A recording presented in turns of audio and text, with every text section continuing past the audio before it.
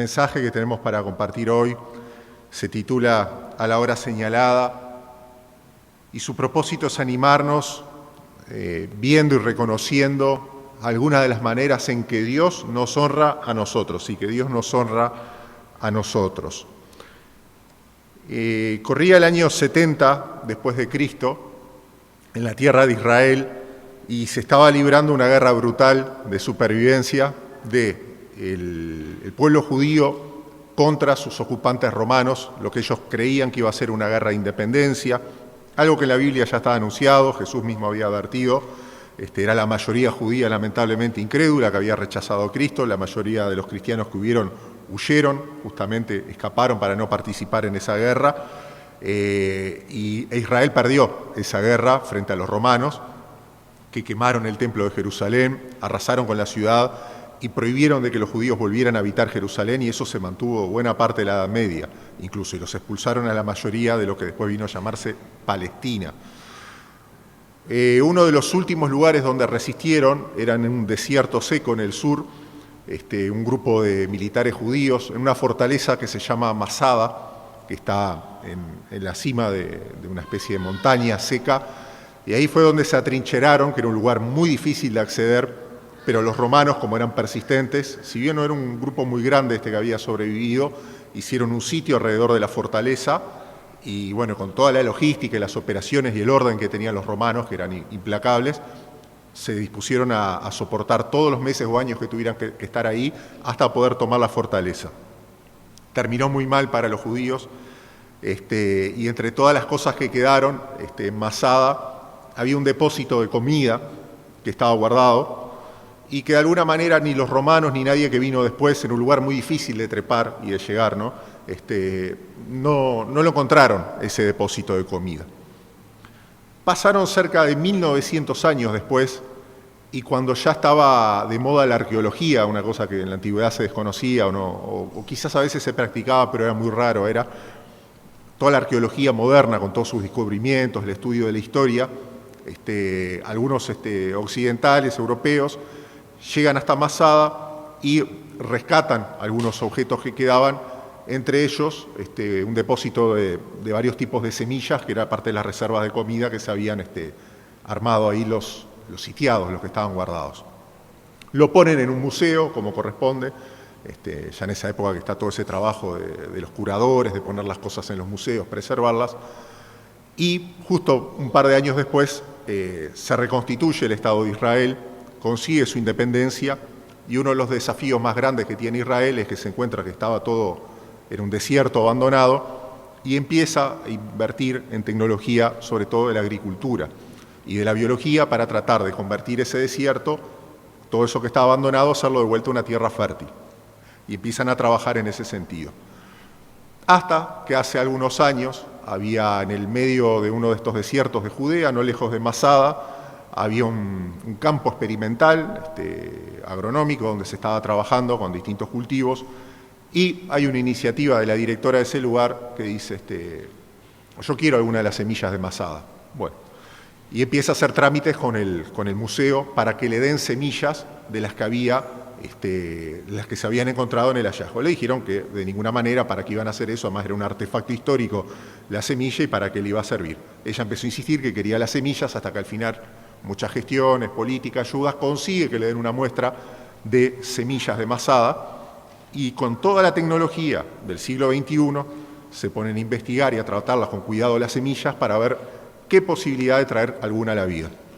Hasta que plantan algunas y, milagro, una de ellas brota, y resulta que es una palma datilera, una palma que da dátiles, una fruta que parece como una pasa más grande, muy dulce, tiene buenas propiedades. El problema es que tiene demasiado azúcar, entonces si uno come mucho puede ser un poco peligroso, pero después tiene un montón de propiedades muy interesantes.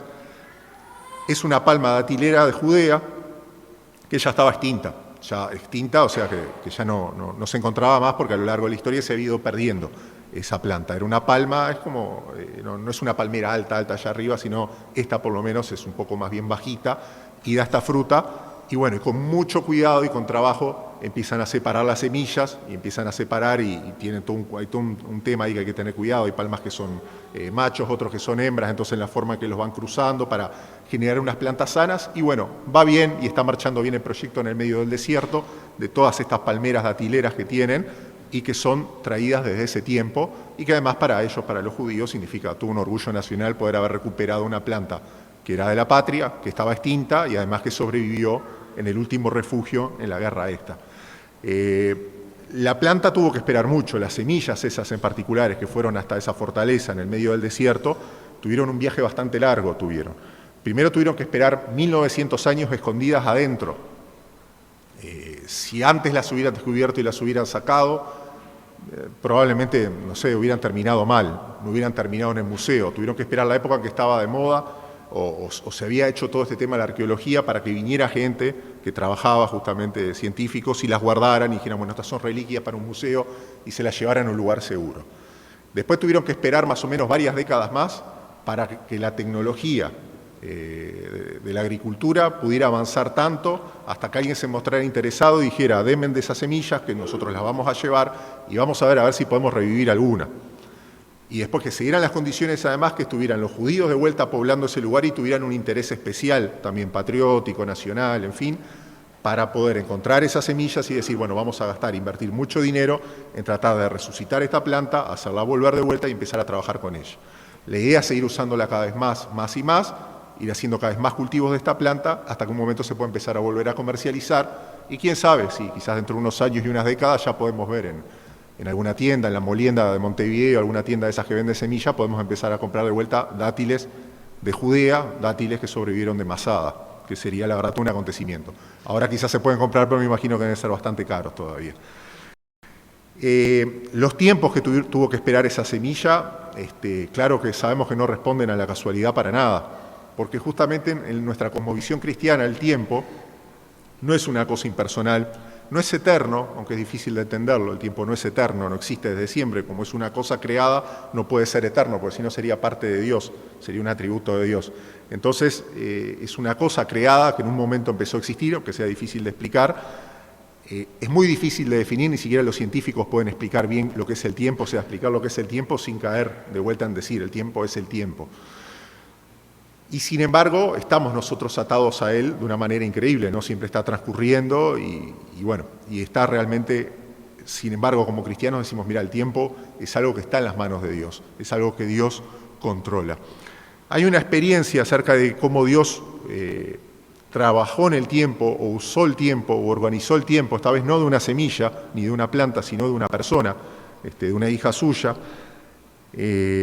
que nos muestra algunas cosas acerca de cómo Dios nos honra, no solo en el tiempo, sino en varios aspectos, de cómo honra a los que son suyos, honra a sus siervos, honra a sus hijos. Y les voy a invitar a abrir en Lucas capítulo 2, versos 36 al 38, el Evangelio de Lucas, capítulo 2, versos 36 al 38, 36, 37 y 38,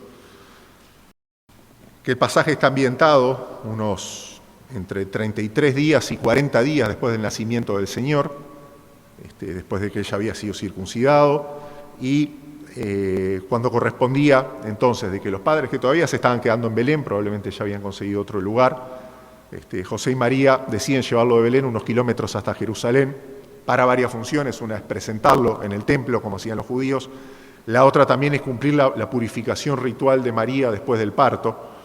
Entonces lo llevan al Señor, al bebé, lo llevan entonces al templo para poder presentarlo en el templo de Jerusalén. Esto 40 años, más de 40, 70 años más o menos antes de la guerra esta que comentábamos al principio.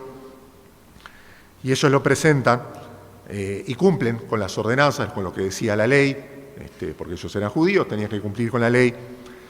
Y nos dice Lucas 2, 36 a 38 también que había más de una persona en ese lugar. En otra ocasión ya lo hemos visto, un hombre temeroso de Dios que se llamaba Simeón, y en esta ocasión vamos a ver otra persona que estaba allí, así que los invito a leer Lucas 2, 36, que dice así: estaba también allí Ana, profetisa, hija de Fanuel, de la tribu de Aser, de edad muy avanzada, pues había vivido con su marido 7 años desde su virginidad, y era viuda hacía 84 años, y no se apartaba del templo, sirviendo de noche y de día con ayunos y oraciones. Esta, presentándose en la misma hora, daba gracias a Dios y hablaba del niño a todos los que esperaban la redención en Jerusalén. Repetimos, estaba allí Ana, profetisa, hija de Fanuel, de la tribu de Aser, de edad muy avanzada, pues había vivido con su marido 7 años desde su virginidad, y era viuda hacía 84 años, y no se apartaba del templo, sirviendo de noche y de día con ayunos y oraciones. Esta, presentándose en la misma hora, daba a Dios y hablaba del niño a todos los que esperaban la redención en Jerusalén.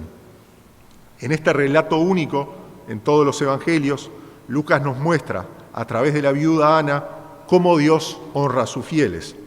Según esta experiencia, ¿cuáles son algunas de las formas en que Dios honra a los creyentes que han pasado por dificultades, que han sido quebrantados, que han pasado por distintas luchas? Vamos a ver que Dios nos honra, en primer lugar, mediante el tiempo, en el tiempo. En segundo lugar, que Dios nos honra por medio de otras personas. Y en tercer lugar, que Dios nos honra a través de nuestro servicio. Dios nos honra, en primer lugar, a través del tiempo. Una de las cosas que Lucas trata de resaltar cuando está hablando de Ana, de esta persona que aparece acá y después nos vuelve a aparecer, es acerca de los tiempos que Dios le dio en su vida y los tiempos que Dios le permitió o quiso Dios que ella viviera. Hay algunas lecturas diferentes según la versión de la Biblia de cómo se lee en algunos años, pero en general está claro lo siguiente. Primero, que Ana se había casado muy joven para los estándares de hoy. Para la época, bueno, parece que era normal. Que a los 7 años de casada perdió a su esposo, quizás tal vez no tenían hijos, quizás sí, pero quizás no, por el contexto de cómo siguió su vida, y que estuvo 84 años, o por lo menos muchas décadas, ella pasó, o sea, la enorme mayor parte de su vida, estuvo siendo viuda, fue viuda. Eso era el tiempo, las circunstancias que Dios había permitido. Ana había visto muchas cosas en su vida. Hablando justamente de guerras con los romanos, ella había nacido y había conocido en su juventud un Israel independiente y vio las matanzas y vio también cuando los romanos vinieron y tomaron por primera vez la primera guerra y tomaron Israel y lo sujetaron en esclavitud como lo tenían en los tiempos de Cristo. O sea, ella había visto pasar, como decimos nosotros, mucha agua debajo del puente.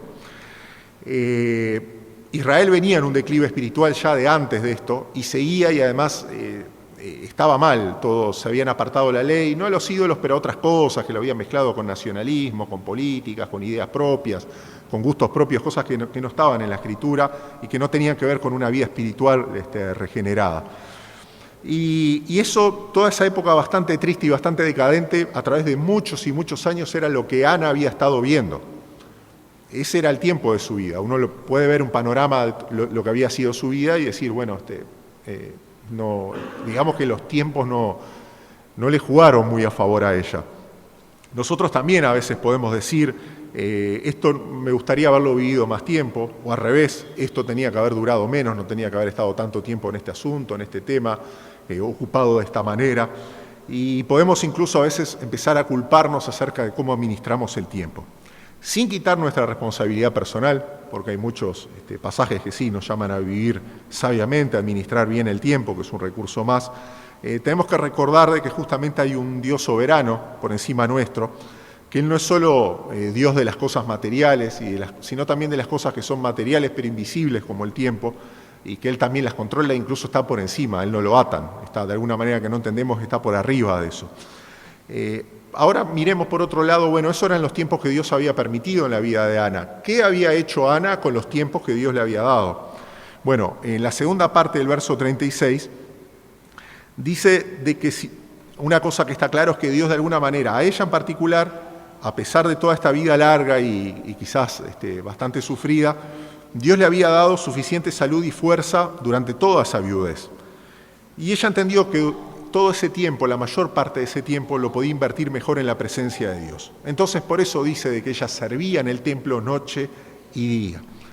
La tarea mismo que ella estaba haciendo no era espectacular. lo que se dedicaba a hacer era ayunar y hacer súplicas a Dios por los propósitos de Dios para Israel. Y a la mayoría de los israelitas esto no le interesaba, la verdad. Entonces, la verdad que no era una tarea que había durado mucho tiempo, y que parecía algo que no tenía mucho fruto ni mucho resultado. Pero era así la tarea que Dios le había dado. El lugar donde ella servía tampoco era espectacular. Uno se imagina, piensa lo primero, ella servía dentro del templo, del edificio. No servía dentro del edificio. Dentro del edificio techado mismo del templo, los únicos que podían entrar eran los sacerdotes, levitas y descendientes de Aarón, eran los únicos que podían entrar. Otros judíos no podían entrar. Enseguida, después del templo, estaba el patio de los sacerdotes y de los judíos, que separado por varias mesas, estaba de un lado estaban los sacerdotes cuando ofrecían los sacrificios y del otro lado estaban los varones judíos. Se le decía patio de los israelitas, que estaba separado a su vez por una puerta, grande sí, pero no se veía mucho de afuera, rodeado por una columna que se llamaba la puerta de Nicanor. Recién después de esa puerta, que había toda una escalinata y uno tenía que mirar así y así, tenía que poder mirar para adentro para ver qué es lo que estaba ocurriendo en la explanada inmediata del templo, donde se dan los sacrificios, no había mucha vista, venía lo que se llamaba el patio de las mujeres. Era un patio mucho más grande y era lo más lejos de que una mujer judía podía llegar y avanzar. También avanzaban los levitas que cantaban, o sea, estaban todos ahí también, pero le decían de las mujeres porque era lo más lejos que podía avanzar. Un patio grande que tenía habitaciones en las 4 esquinas y estaba a la intemperie, a rayo del sol, a la lluvia, lo que fuera. Recién en los límites del patio había algo similar a lo que vemos en la Plaza Independencia, una estructura con columnas y con techos, donde uno se podía refugiar del sol ardiente. Ese era el lugar donde se movía Ana, ese era el lugar donde servía. Entonces decir que servía en el templo era un poco generoso de más, en realidad servía medio afuera del templo. Después había otros patios y otros niveles más afuera todavía, más lejos. En ese lugar era donde ella estaba sirviendo, pero servía en forma regular y constante a lo largo de muchas décadas. Ana continuó sirviendo. Todo indica de que sobrevivió la generación de ella, incluso la generación siguiente, tal vez ella la sobrevivió, o sea, sirvió varias generaciones, pero estaba sirviendo según la voluntad de Dios. Las mismas palabras que se dice de David, por ejemplo, en Hechos capítulo 13, de que él había servido conforme a la voluntad de Dios a su generación. Bueno, Ana, como David, había servido varias generaciones de esta manera. Y dice que servía en particular a personas, dice a los que esperaban, en el verso 38, el tiempo de Dios para Jerusalén. O sea, no era la única que estaba ahí. Esta persona, esta sierva de Dios que había tenido su tiempo y su vida, sus circunstancias, tan estiradas y tan repartidas a lo largo del tiempo, quizás no en lo que nosotros diríamos un manejo ideal del tiempo para nuestras vidas, sin embargo Dios la honró en el tiempo justo y en el momento justo, porque le permitió sobrevivir hasta ese día, de esa mañana que llegaron José y María con Jesús para presentarlo al templo, para que ella tuviera el privilegio de ver cara a cara al Hijo de Dios encarnado, para que pudiera estar en ese momento y ser de los pocos testigos presenciales y que pudo entenderlo, además ahora ya vamos a eso, a la parte de los dones, que pudo entenderlo realmente y pudo comprenderlo.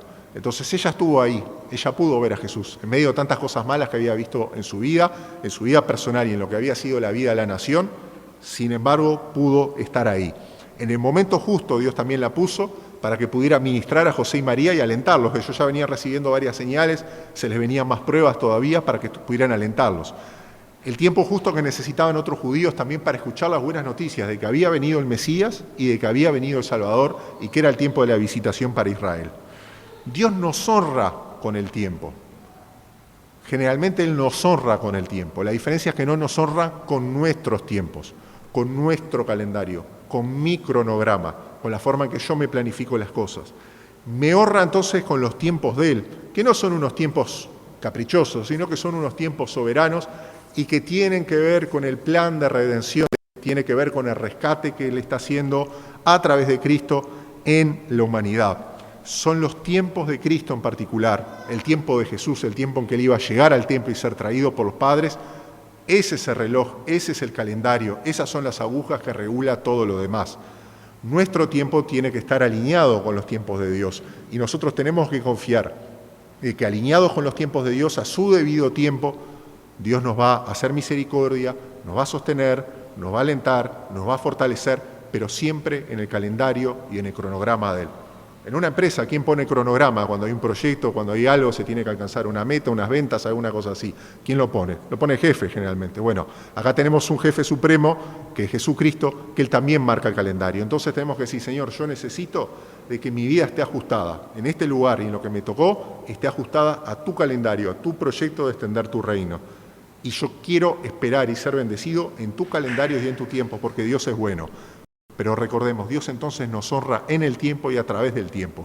Incluso aunque hayamos pasado como Ana, largos tiempos de espera, a veces de prueba, de dificultad, de escasez, de todos modos, Él es justo y Dios nunca va a llegar atrasado a nada. Va a llegar y siempre va a obrar en el tiempo justo. Confiemos entonces que los tiempos de Dios son los mejores. Ahora, no solo tiene que ver con tiempos, también tiene que ver con algo impersonal, sino con algo personal, tiene que ver con las personas. Y eso es una de las tantas enseñanzas que surge acá y la segunda que vamos a compartir hoy. Es que Dios, además de honrarnos a través del tiempo, nos honra por medio de personas. Personas es una de las cosas que Lucas el Evangelista resalta en el pasaje. Empieza a dar nombres de distintas personas que habían sido influyentes en la vida de Ana. Era común y era respetuoso, justamente cuando se estaba hablando y más de una señora mayor, indicar de quién era hija, de quién era descendiente y de quién era o había sido esposa. Entonces, arranca nombrando, dice, es hija de un tal Fanuel. No tenemos datos, lo que sí seguro es que ya no vivía en esa época. Menciona un antepasado, dice, Aser, viene de la tribu de Aser. Decir de que alguien era de la tribu de Aser en esa época era decir que una cosa rarísima, por eso Lucas lo pone y le llama la atención tremendamente, porque la tribu de Aser estaba prácticamente extinta, no quedaba casi nadie. A través de un montón de cosas que habían pasado a lo largo de la historia de Israel, el remanente de sobrevivientes de esta tribu de Israel era muy, pero muy poquito. La mayoría de los judíos y los que viven hasta hoy vienen de la tribu de Judá, algunos dicen que viene de la tribu de Benjamín y algunos según el apellido dicen que son de la tribu de Leví o vienen de sacerdotes. Pero decir que alguien era de la tribu de Aser era una cosa muy rara, mostraba un milagro de Dios, como había una continuidad ahí, de que Dios había mantenido fidelidad con ese patriarca, con ese hijo de Jacob, para que una descendienta de él estuviera todavía viva en esa época. Y después dice el esposo, no nombra al esposo, es otro de los hombres, dice, fue solo 7 años, fueron esposos y después falleció. En más de 100 años de vida, probablemente, que tenía Ana, los años que ella recordaba de haber estado casada felizmente con su esposo, que parecerían un instante, unas horas nada más, aunque en 7 años en realidad era muy poco. Siempre la viudez había sido un desafío, siempre lo fue y lo sigue siendo hasta el día de hoy, pero en los tiempos de Jesús era enorme el desafío, por un tema económico, social, por un montón de cosas. Algunos de los nombres, la verdad que llaman la atención de los nombres que está citando. Aser, por ejemplo, el antepasado de Ana, quiere decir feliz. Ana, el nombre de ella, quiere decir agraciada, o sea que la gracia de Dios era sobre ella. Hasta ese momento, hasta ese acontecimiento, la verdad que eran nombres que llamaban un poco la atención. El nombre del padre de Ana, Fanuel, quiere decir rostro de Dios, y quizás estaba indicando un poco lo que estaba por pasar. Esa era una lista de hombres que viene hasta ese momento. Y esa era la situación precaria que tenía que ver con el pasado de Ana. Ana tenía una lista de hombres, de referentes, de personas en su vida, pero todos ellos pertenecían al pasado, estaban atrás en el tiempo. Pero Dios quiso, en ese momento, honrarla a Ana con otro hombre que apareciera en su vida, con otro nombre, con otra persona. Y esa persona era nada más y nada menos que el Hijo de Dios, el Verbo encarnado, era Jesucristo, realmente acá aparece, que era un niño en ese momento, sumamente frágil, traído por los padres, que lo venían a presentar al templo donde Ana estaba sirviendo. Y en ese momento Dios estaba haciendo las cosas nuevas en la vida de Ana. Estaba mostrando realmente un nuevo referente, un nuevo patriarca, el que iba a ser cabeza de una nueva nación, que iba a ser la iglesia, el que iba a ser el depósito de todas esas promesas de Israel, que Israel por desobediencia no las había recibido. Dios estaba cambiando y estaba bendiciendo a Ana a través de una persona, y esa persona era Él mismo. Dios la estaba honrando. Obviamente Ana, la experiencia que iba a tener con Jesús era corta, pequeña, no le iba a escuchar predicar, no le iba a ver morir en la cruz, no le iba a ver resucitar, pero lo estaba viendo delante, lo tenía enfrente. Del mismo modo, Dios nos honra justamente a través, en primer lugar nos bendice a través de otras personas, pero también hay que tener en cuenta de que una de las maneras que Dios nos bendice y nos siguió bendiciendo es dándose a sí mismo. No es solo enviando gente sino a sí mismo, a través de su propia persona, a través de Jesucristo. ¿Está bien? Porque Él tiene que ser el personaje, o mejor dicho, la persona determinante en nuestra historia. ¿Tá? Podemos decir muchas cosas buenas, ¿no? Que aquel antepasado, que fue un referente, o tal hermano, bueno, puede haber muchas referencias y cosas que Dios haya bendecido. Pero la persona central en nuestra vida tiene que ser Jesucristo. ¿Está bien? Y tener que a través del poder de Él, de los milagros de Él, de la presencia de Él, del gobierno de Él en nuestra vida, entender que esa es la manera en que Dios la mayoría de las veces nos va a querer bendecir. Y si nos bendice a través de otra persona, a través de otras circunstancias, de alguna manera siempre buscar el camino de vuelta a Cristo. Es decir, Dios está obrando esto, pero lo hizo por Jesús, para la gloria de Él. Y la manera de transitar los caminos, obviamente, para recibir y para vivir esa misericordia de Dios, tiene que ser en obediencia a Cristo y en particular a su palabra. ¿Está bien? A justamente los mandamientos que Él nos dijo y a todo lo que Él inspiró a través de la Escritura. Dios nos honra en el tiempo y Dios nos honra en las personas, pero en particular en la persona de Cristo. Que nuestra vida, nuestros pensamientos, nuestras cosas siempre sea cristocéntrico. Diga, ¿qué tiene que ver esto con Cristo? ¿Cómo tiene que ver con la gloria de Jesús? Con lo que Él está haciendo en el mundo, con lo que Él está obrando. Siempre que apunte para ese lado, justamente. No puedo ser yo el centro del universo, de ninguna manera, ya lo hemos dicho más de una vez. No puedo ser yo soy el protagonista de mi historia, yo soy mi campeón, No, ninguna de esas cosas. Tu campeón es Cristo, tiene que ser Jesucristo. No puede ser otra persona, no puede ser vos mismo, no puede ser tu cónyuge, no puede ser otro. Tiene que ser Jesucristo. Y a través de Él vas a ser honrado, vas a recibir bendición. Y en tercer y último lugar, decimos, bueno, Dios nos bendice en el tiempo con personas y haciendo qué cosas. Bueno, primero lo hace por gracia, pero sí tiene que ver algo de lo que nosotros hacemos. Y es que Dios nos honra a través de nuestro servicio. De Ana se nos dice varias cosas acerca de cómo era su servicio a Dios. En primer lugar dice que tenía un don de profecía.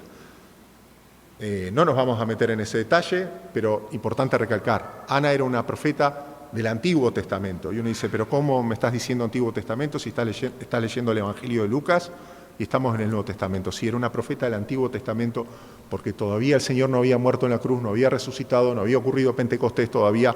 Entonces la manera en que Dios todavía seguía obrando, los dones, la obra del Espíritu Santo, era la forma típica del Antiguo Testamento. O sea, no había cambiado eso. Eso es importante entender, que era un ministerio en particular que, por lo menos el de ella aquí, después se mencionan otros en el Nuevo Testamento, pero esta experiencia era del Antiguo Testamento.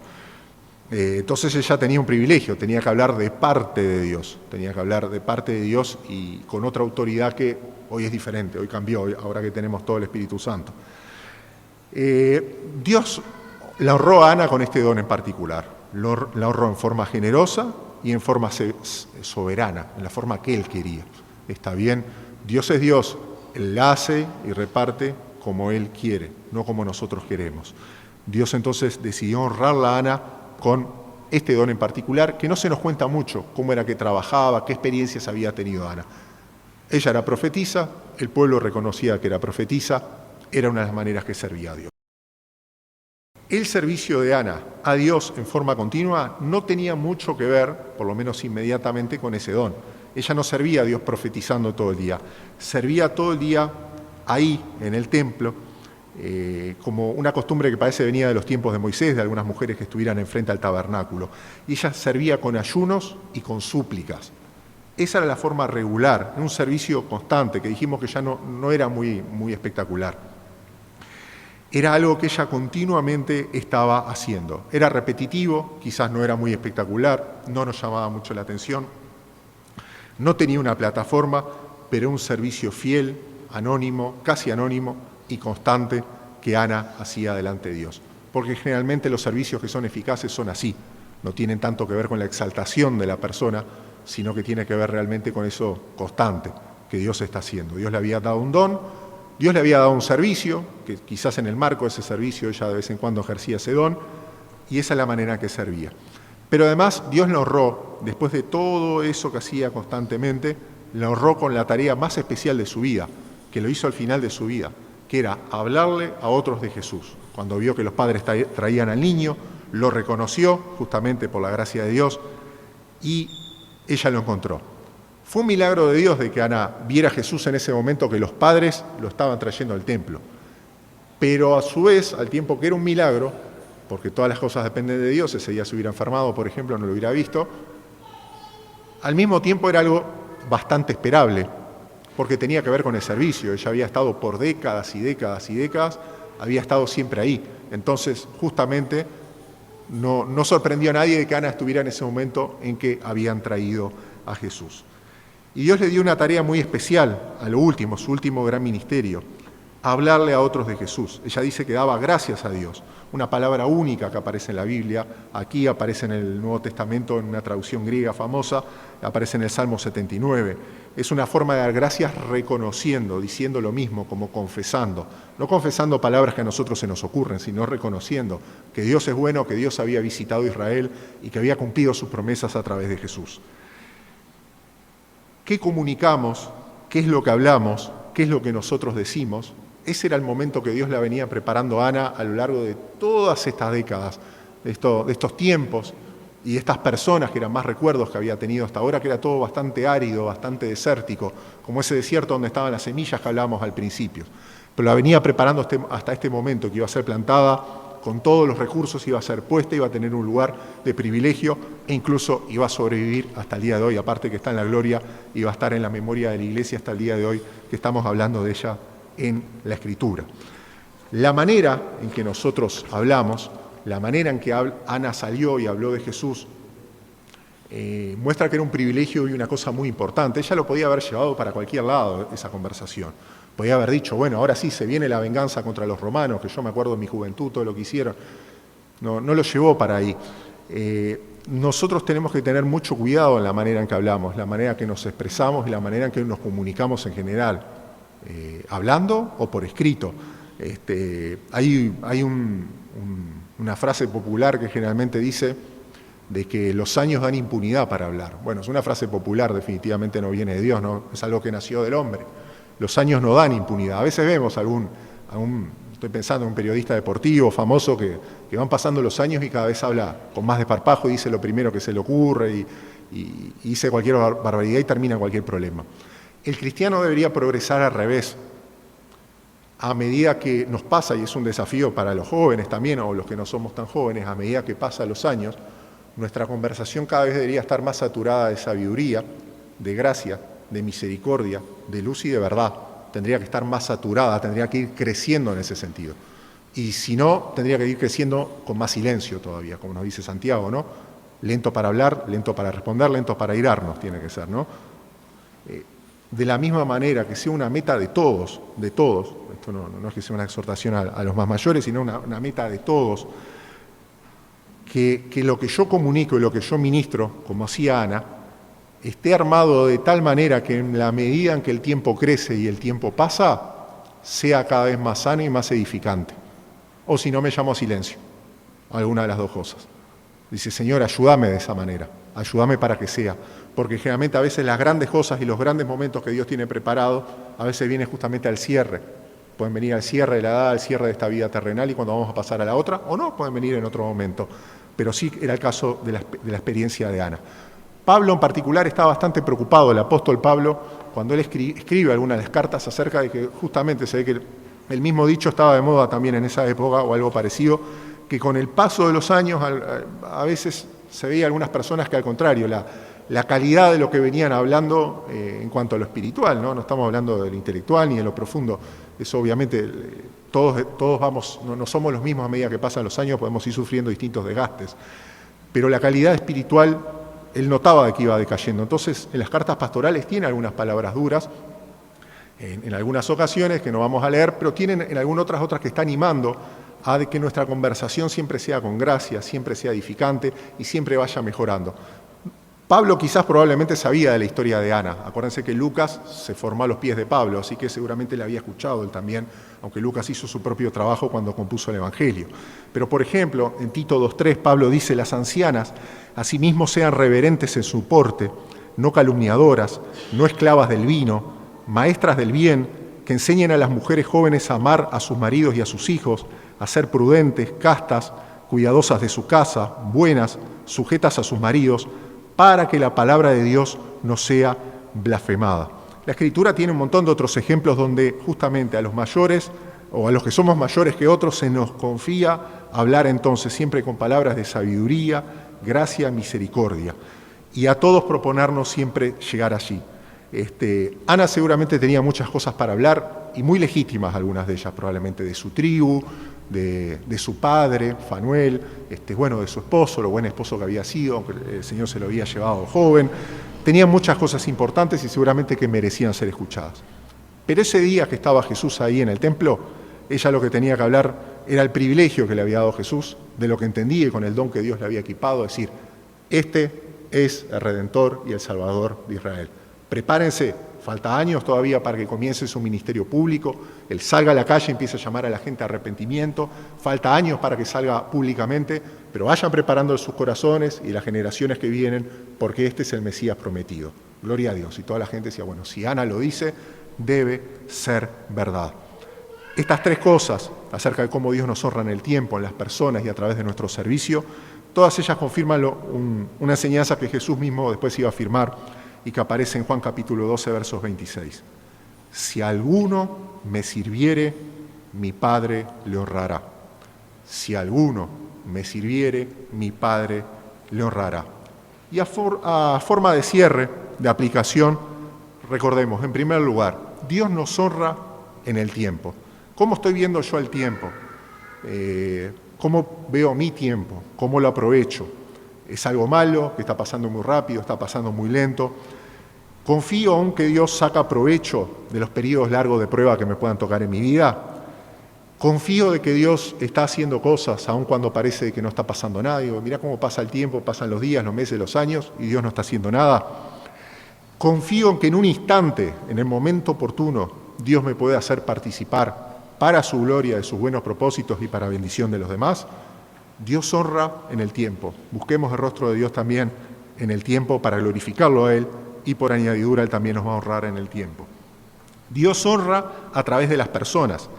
¿Qué personas han sido los referentes en mi vida? ¿Para bien o para mal? Muchas veces los malos recuerdos. Ahora mi confianza está en los hombres, está en mí mismo o está en Dios. ¿Es Jesús mi referente hoy? ¿Es la persona más influyente de mi vida? ¿Que ha sido más influyente y sigue siendo la más influyente en mi vida? ¿Puedo hablar entonces, como hizo la viuda Ana, hablar con confianza a otros acerca de Él? ¿Puedo decirlo o no? Dios nos honra a través de otras personas, pero nos honra a través de sí mismo, que es Jesucristo. Y en tercer y último lugar dijimos que Dios nos honra por el servicio. ¿Qué clase de jefe, de maestro, de amo, de señor pienso que es Jesús? ¿Él honra a los que le sirven? ¿Es un amo generoso, paciente y fiel? ¿Es digno de ser servido? ¿Me ha dado dones y capacidades para servirle? ¿Cómo apuntan esas capacidades a la gloria de Él, a su buen nombre, a su propósito, a la salvación de los demás? Creo que mi servicio a Dios tiene una promesa que tiene fruto. ¿Cómo apunta mi servicio en particular a la persona de Jesucristo, a su vida, a su muerte, a su resurrección, a su próxima venida? Tenemos un Dios grande, gobierna sobre el tiempo, sobre las personas y sobre todo bendice nuestro servicio. Que todas nuestras palabras, nuestra dedicación, nuestra constancia, nuestra esperanza, aún en tiempos áridos, secos y largos de nuestra vida, confiemos de que Dios está obrando. Podrán pasar 1900 años como le pasó a esta semillita que quedó guardada en una cueva y en situaciones trágicas. Podrán pasar 1900 años, pero en el momento justo Dios hace que esa semilla dé fruto en abundancia y empiece a crecer y cada vez más. Oramos. Querido Dios, te damos las gracias, Señor amado, porque tú eres Señor de nuestros tiempos, de nuestra vida, de todo lo que tenemos atrás y también de todo lo que tenemos delante, Señor amado. También eres Señor de las personas, de los vínculos, Señor. Reconocemos y te damos las gracias, Señor, por aquellos que nos han sido de bendición, de buena influencia en nuestra vida. Te pedimos también y reconocemos tu soberanía y tu poder en aquellos que no sentimos que han sido de bendición, Señor, que han sido incluso, nos puedan haber perjudicado, Señor amado. Pero sabemos que todo obra para tu buen propósito, Señor, si andamos con un corazón dispuesto en ti. Pero, Señor, te damos las gracias, Señor, porque un día ya no nos enviaste ni más profetas, ni más reyes, ni más mensajeros, ni más jueces, Señor, ni más siervos tuyos, sino que te enviaste a ti mismo, al Verbo encarnado, Jesucristo, que fue siervo, profeta, juez, y también vendrá como Rey, Señor. Gracias, Señor amado, por esa influencia, por este padre de familia, Señor, por esa cabeza nuestra que has puesto en sobre nuestras vidas, que es Jesucristo. Gracias por la influencia que sigues haciendo y que nosotros seamos de bendición para otras personas. Señor amado, te pedimos, Señor, también por todo nuestro servicio, porque nuestros dones los usemos para tus propósitos, para que nos fortalezcas a través de las distintas tareas, incluso aquellas que parecen que no son muy espectaculares, que son repetitivas, que se alargan a través del tiempo, Señor, sabiendo, Señor, que todas son para bendición, para estar en el momento y en el lugar justo, sabiendo que tú nos honras y nos das el privilegio de participar en tu obra. Oramos todo esto en el nombre de Jesús. Amén.